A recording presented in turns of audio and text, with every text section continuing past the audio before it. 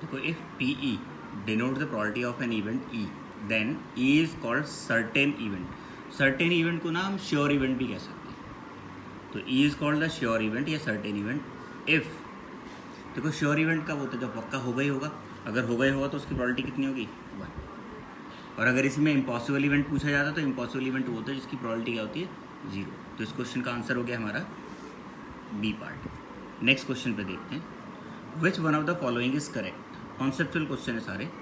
N event having no sample space is called an elementary event. नहीं, elementary event वो होता है जिसमें केवल एक सैम्पल पॉइंट होता है, ठीक है। An event having one sample point is called an elementary event या एलिमेंट्री पॉइंट। यस, ये correct. What is the most probable number of success in 10 trials. तो ट्रायल कितने हो गए, 10, with probability of success 2/3। Probability कितनी होगी success की, 2/3।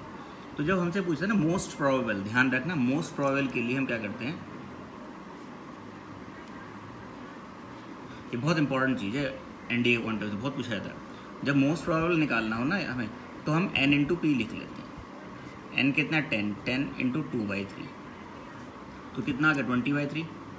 तो 20/3 कितना हो गया, 6.6 आ गया। अगर ये 6.6 आ रहा तो इसके नियरेस्ट इंटीजर कौन सा है, तो इसके नियरेस्ट इंटीजर कौन सा हो गया, 7। तो आंसर क्या हो जाएगा, 7।